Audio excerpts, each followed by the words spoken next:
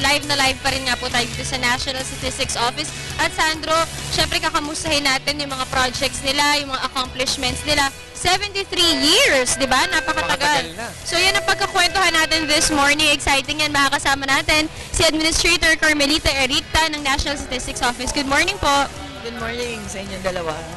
Ma'am, 73 years, talaga pong napakatagal na po ng itong NSO na nga po.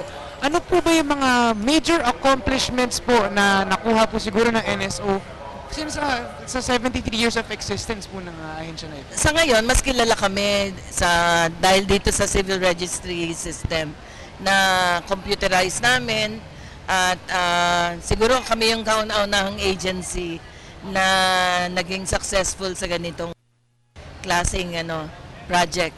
Pero dalawa kasi yung function ng NSO eh. Yung hindi masyadong kilala pero palaging nasa dyaryo, yung tungkol sa pagkalap ng statistics. Yes, tama po. So, nung nakaraang araw, nilabas namin yung inflation rate na 2.5%. So, marami kaming surveys na ginagawa para sa pamahalaan.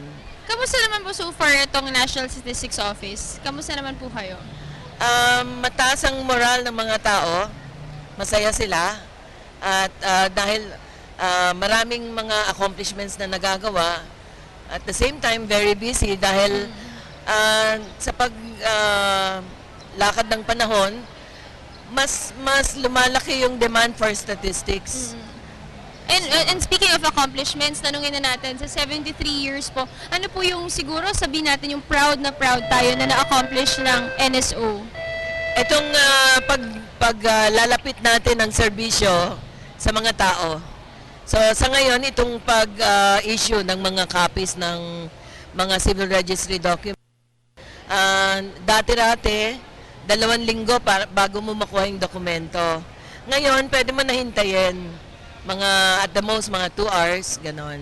Ito po ma'am, alam naman po natin yung serbisyo na inihahandog po ninyo para sa ating mga mamamayan. Pero throughout the years, paano nyo po naging mas efficient siguro ang inyong pagsiservisyo? Meron po ba kayong mga programa na nakapag-amplify ng inyong pagtutulong syempre sa mga mamamayan natin? Unang-una, tuloy-tuloy yung aming mga capability building activities. Yung mga taga-NSO, sanay sila sa mga training tungkol sa customer service skills, tungkol sa kanilang trabaho sa statistics, at saka pati na rin sa technology. Malakas yung team namin sa information technology. Yes. Ma'am, ito po regarding what you just said about the skills and the training. Anong klaseng skills and training po ba ang kinakailangan para nga po maging parte ng NSO? At syempre, alam naman, dekalidad talaga ang serbisyo na inahatid ninyo. So, I'm sure meron kayong mga kakaibang training programs na kinoconduct para po sa inyong mga empleyado? Yes, yung tinatawag nating minimum qualification standards, yung training tungkol sa pagkalap at saka pag-analyze ng statistics ay importante sa amin. Plus factor din yung maalam sa IT. So, hindi lamang sa paggamit ng computer mismo, kundi sa programming, systems analysis, at saka yung setup ng mga networks. Isa yan, Sandro, dun sa mga makikita natin, may pupunta sa mga bahay natin, Yes. tapos bibilangin ilan sila, tapos magdidikit ng sticker sa gate.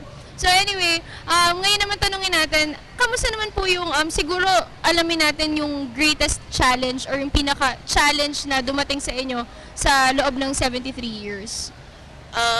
Yung statistics kasi hindi masyadong glamoroso, di ba? Mhm. So, behind the scenes kami palagi nagtatrabaho. Kaya, pagdating sa resources, medyo limited yung resources. So, ang nagiging challenge sa amin kadalasan, kung paano pagkasyahin yung budget. Pero nagagawa rin naman.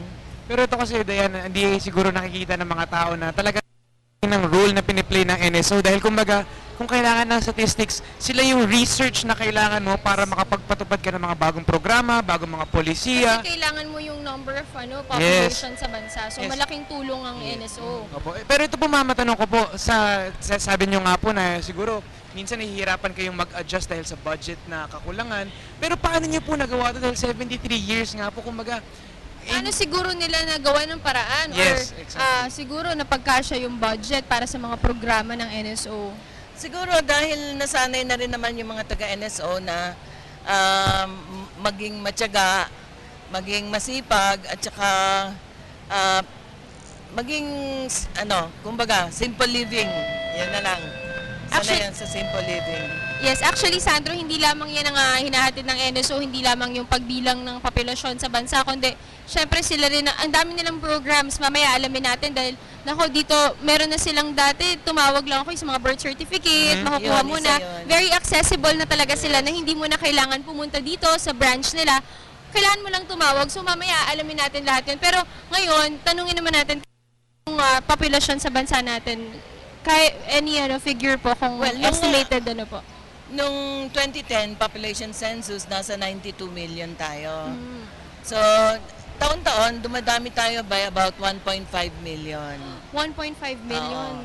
So, Malaking births number. minus deaths na yon. Oo. Ang dami natin. Yes.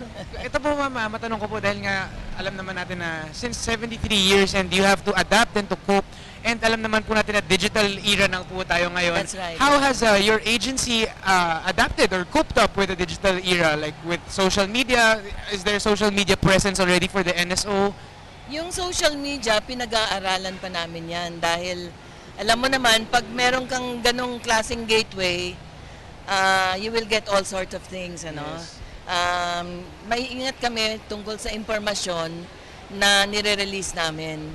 Kaya yung website namin Websites talagang... po, meron online yung registrations and yes, online... oo. Meron kaming service online, pero yung in terms of social media, pinag-aaralan pa namin. And of course, patuloy ngang ginagampanan ng maayos ng NSO tungkulin. Pero ano pa po ba yung mga iba nyong ginagawa para mas mapaigting ang pagtulong sa taong bayan or sabihin na natin mga future plans or projects po ng NSO? Meron kaming mga ilang projects na ginagawa ngayon. Una, kung paano makababa sa barangay. Meron kaming barangay civil registration system na pinilot namin nung nakaraang taon. Tapos, tuloy-tuloy yung capability building namin. Nagpapadala kami ng scholars sa DAP at saka sa iba pang mga institutions. At continuous ang research namin. Kumbaga yung product development, yun patuloy-tuloy yun. Kung meron talagang constant growth, ma'am. Since research nga ang kanilang specialty, alam nila kung ano yung kailangan nilang hanapin, alam nila kung ano yung kailangan nilang i-improve, at syempre constant effort to become better. And of better course, doon services. pumapasok yung training na kanina nating napag-usapan. Pero ngayon po, today is Wednesday. Hindi That's ganun right. medyo marami-rami yung tao. Usually ganito po ba kadami yung tao? Mas marami. Mas marami pa. So ngayon medyo konti pa Medyo, po. ngayon, And maaga- Wednesday eh. maaga-aga pa po, Monday. Pag Monday marami.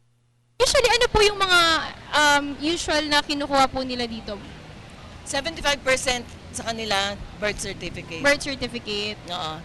Tapos mga marriage certificate, death certificate, at saka certificate of no marriage. Yung mga gusto magpakasal, o yung mga nililigawan pa lang, Para pwede sa na kumuha. maging handa na po. Ayan na, pwede na dito kumuha. Pero so far naman po, kamusta naman po? Wala naman po ba nagiging problema sa pang-araw-araw sa dagsa ng tao po dito sa NSO?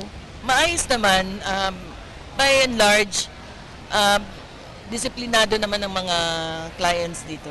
We serve about 46,000 a day. 46,000 a day. So, nako Sandro, alam naman natin, dagsa yung mga tao dito. So, ang nakakatuwa dyan ay wala naman nagiging problema. Correct. So, ang mas nakakatuwa pa dyan, mamaya, alamin natin na bukod sa pagpunta mo dito sa mga branches ng branch ng NSO, ay pwede ka rin na, accessible na rin sila. Pwede ka actually tumawag. Yun nga, and sabi nga ni ma'am kanina, dati daw mas matagal pa yung proseso, kumbaga mag-aantay ka pa ng ilang araw, pero ngayon ay ilang oras na lang ay makukuha mo na yung pinapaprocess ng mga Actually, documents. nag-request ako ng birth certificate. So, sabi nila makukuha agad mamaya. So, Wow. morning boss, pwede ko na makuha ganun kabilis. Yun nga, at least napaka-convenient pa dahil hindi naman ganun kahaba yung pila. Alam naman, napaka-presko nga dito sa kanilang facility at napakalinis pa. So ayan, ang dami natin pag-uusapan pa mga ibang programa at proyekto ng NSO. Siyempre tuloy-tuloy tayo dito sa Good Morning Boss. Manatili din silang nakatutok sa atin. Pero do you have any last message po para sa mga viewers natin?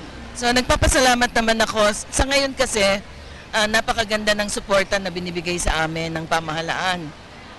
yung mga projects namin ngayon ay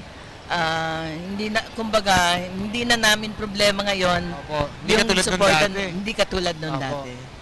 So talagang magandang balita yan at alam naman natin na mapapaigting pa nila ang kanilang serbisyo para sa ating mga mamamayan. At syempre maraming salamat po. Thank you so much, Administrator Carmelita Ericta ng National Statistics Office. Thank you so much. Maraming salamat. Thank you. po.